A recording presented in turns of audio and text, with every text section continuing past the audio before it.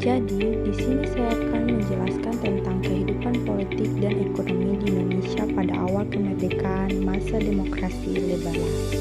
Yang pertama, di sini saya akan menjelaskan tentang kehidupan politik pada demokrasi liberal. Ya, teman-teman sekalian, setelah Indonesia kembali dalam bentuk Negara Kesatuan atau NKRI 17 Agustus 1950, pemerintahan Indonesia kembali dihadapkan pada permasalahan yang cukup rumit. Masalah tersebut adalah ketidakstabilan politik, berbagai peristiwa politik yang terjadi pada demokrasi liberal, diantaranya A. Pergantian kabinet yang cepat. Sistem multipartai pada masa demokrasi liberal menimbulkan persaingan antar golongan. Masing-masing partai hanya mau mencari kemenangan dan popularitas partai pendukungnya, sehingga mengakibatkan ketidakstabilan politik Indonesia. Ketidakstabilan politik juga diwarnai jatuh bangunnya kabinet karena antara masing-masing partai tidak ada sikap saling percaya. Sebagai bukti dan dilihat pergantian kabinet dalam waktu yang relatif singkat berikut ini. Yang pertama adalah Kabinet Natsir dari bulan September tahun 1950 sampai dengan Maret 1951. Yang kedua adalah Kabinet Sukiman dari bulan April tahun 1951 sampai dengan Februari 1952.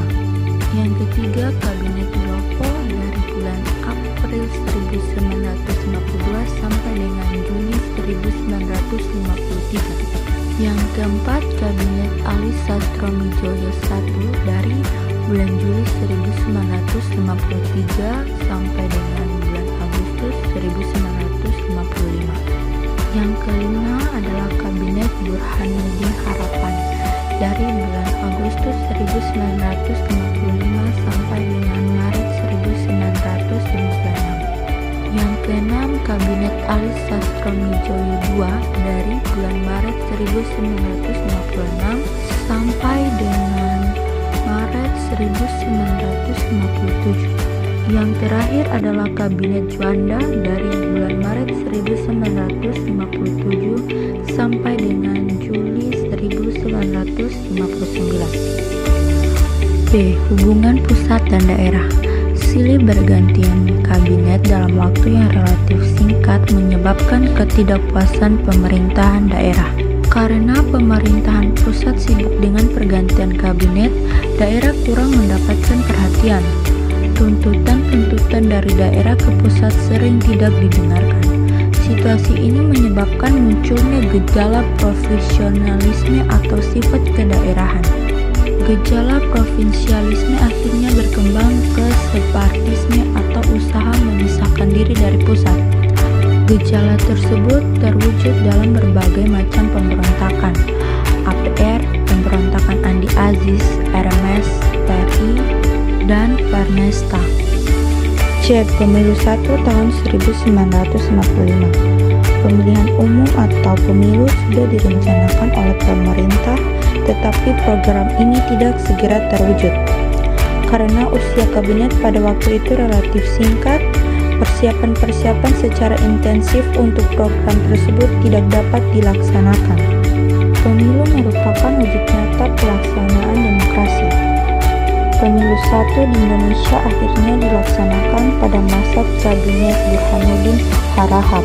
Pemilu 1 yang diselenggarakan pada tahun 1955 dilaksanakan 2 kali, yaitu terbagi menjadi 2, yaitu pada tanggal 29 September tahun 1955 untuk memilih anggota Dewan Perwakilan Rakyat atau Parlemen. Yang berikutnya pada tanggal 15 Desember tahun 1955 untuk memilih anggota Dewan Konstituante atau Dewan Pembentuk Undang-Undang Dasar.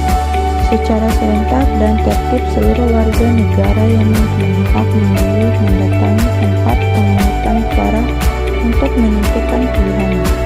Pemilu berjalan lancar dan tertib dan melahirkan 4 partai yang muncul sebagai pemenang dalam pemilu tahun 1955 secara berurut. Partai Nasional Indonesia atau PNI, Masyumi, Nahdlatul Ulama atau NU, dan Partai Komunis Indonesia atau PKI. D. Kemacetan konstituante. Pemilihan umum tahap 2 pada tanggal 15 Desember tahun 1955 mengantar terbentuknya Dewan Konstituante yang bertugas menyusun Undang-Undang Dasar. Namun, antara kurun waktu 1956 sampai dengan 1959, Dewan Konstituante belum berhasil merumuskan Undang-Undang Dasar tersebut. Ketidakberhasilan konstituante menyusun Undang-Undang Dasar baru dan kehidupan politik pada tanggal 22 April tahun 1959, Presiden Soekarno berpidato di depan sidang konstituante yang mengajukan agar konstituante menetapkan Undang-Undang 1945 menjadi Undang-Undang Republik Indonesia. Konstituante kemudian mengadakan sidang untuk membahas usulan tersebut dan diadakan pemungutan suara untuk menyelesaikan masalah tersebut. Pemungutan suara tidak memenuhi quorum. Banyak anggota Dewan Konstituante yang tidak hadir. Kemudian diadakan pemungutan suara yang kedua pada tanggal 2 Juni 1959. Pemungutan suara kedua juga tidak memenuhi quorum. Dengan demikian, terjadi lagi kemacetan dalam konstituante.